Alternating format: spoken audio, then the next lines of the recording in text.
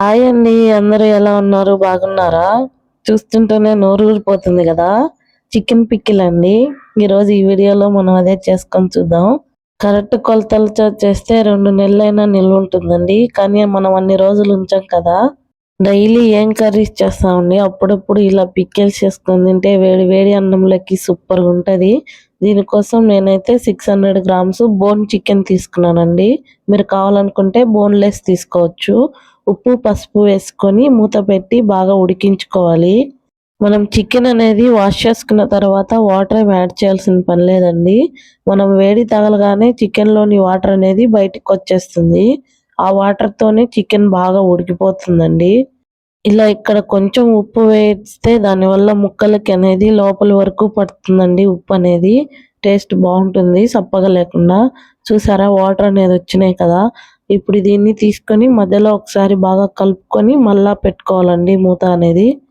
ఇలా కలపడం వల్ల మనకి నీళ్ళనేది బాగా అన్ని వైపులా చేరి ఒకే విధంగా ఫ్రై అవుతాయండి.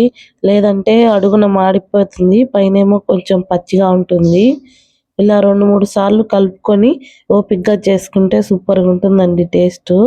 ఇవి ఉడికించుకునేటప్పుడు మనం ఫ్లేమ్ అనేది మీడియం పెట్టుకోవాలండి. హై ఫ్లేమ్‌లో పెడితే మాడిపోయే ఛాన్స్ ఉంటది.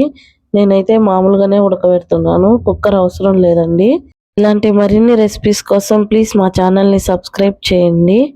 మీరు ఇంట్లో ట్రై చేసి ఎలా వచ్చిందో కామెంట్ చేయండి. ఇప్పుడు ఇది మనకు ఒక 70% ఉడికిపోయినాయండి. ఇప్పుడు మనం వీటిని ఫ్రై చేసుకొని వాటర్ అనేది లేకుండా వేయించుకోవాలి. దానికోసం మనము పొయ్యి మీద బాండీ పెట్టుకొని ఆయిల్ వేసుకోవాలండి. ఆయిల్ అనేది ఫుల్‌గా కాగకూడదండి. ఫుల్‌గా కాగిపోతే మనకి పైనేమో మాడిపోతాయి. లోపలేమో పచ్చిగుంటాయి. మనం అలా చేస్తే పికిల్‌కి అస్సలు సరిపోదండి. ఈవెన్‌గా ఫ్రై అవ్వాలి. దానికోసం మీడియంగా కాగిన తర్వాత మనం ఈ చికెన్ ముక్కలనేసి ఒక 2 నిమిషాలు అలాగే వదిలేయాలండి. కలిపితే ముక్కలన్నీ విడివిడిగా అయిపోయి పికిల్ అనేది బాగుండదు. ఇప్పుడు ఇవి కొంచెం కాలిన తర్వాత మనం వీటిని ఒకసారి బాగా కలుపుకోవాలి అడుగు నుంచి తీసుకుంటూ. దానివల్ల మనకు ఈవెన్‌గా ఫ్రై అవుతాయండి అన్నీ ఒకే రకంగా.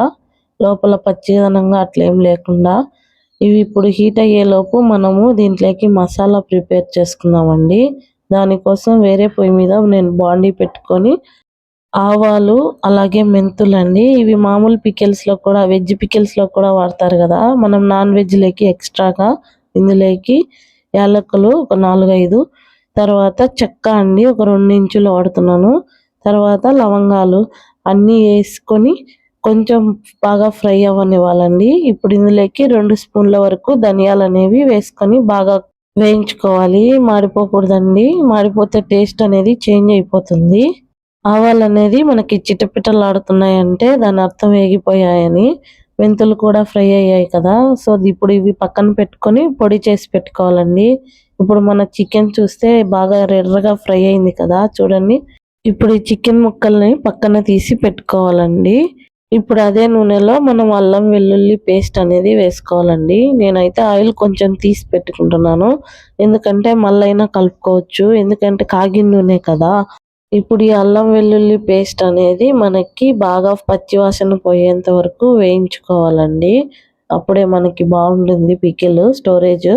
ఇవి వేగిన తర్వాత మనం వేయించుకున్నటువంటి చికెన్ ముక్కల్ని వేసుకోవాలి. స్టవ్ అనేది సిమ్‌లో పెట్టుకోవాలండి. లేదంటే మనకి మసాలాలన్నీ మాడిపోతాయండి. ఇప్పుడు మనము ఇందులోకి 3 స్పూన్లంత కారం వేసుకుంటున్నాను. మేము కొంచెం ఎక్కువ తింటామండి. మీరు చూసి వేసుకోవచ్చు. మధ్యలో అయినా యాడ్ చేసుకోవచ్చండి. ఆయిల్ ఏస్తాం కదా! ఇప్పుడు మనం ముందుగా చేసుకున్నటువంటి మసాలా పొడిని కూడా ఇందులో వేసుకొని బాగా కలిపి పక్కన పెట్టుకొని దీన్ని పూర్తిగా చల్లారనివ్వాలండి. అప్పుడే మనము నిమ్మకాయ రసం అనేది వేసుకోవాలి. ముందుగా వేస్తే చేదొచ్చేకి ఛాన్స్ ఉంది. సో, ఇప్పుడు ఇది పూర్తిగా చల్లారిపోయిందండి. నేను కొంచెం ఆయిల్ తక్కువ ఉంటే యాడ్ చేశాను. ఇప్పుడు ఇందులోకి ఒక 50 ఎంఎల్ దాకా అండి 4 పెద్ద సైజు నిమ్మకాయలంతా నిమ్మకాయ జ్యూస్ వేసుకోవాలి. అప్పుడే మనకి కరెక్ట్‌గా సరిపోతుంది. దీన్ని బాగా కలుపుకొని మనం ఇప్పుడు ఉప్పు అనేది యాడ్ చేసుకోవాలండి. మనం ఎక్కడ ఉప్పు యాడ్ చేయలేదు కదా! చికెన్‌లో తప్ప. ఇక్కడ మీరు కావాలంటే కారం కూడా యాడ్ చేసుకోవచ్చండి. ముందుగా చూసుకొని అడ్జస్ట్ చేసుకొని దీన్ని పక్కన పెట్టేసుకోవాలి. ఒక 2 రోజులు పెట్టి మూడో రోజు తిన్నామంటే సూపర్‌గా ఉంటుందండి.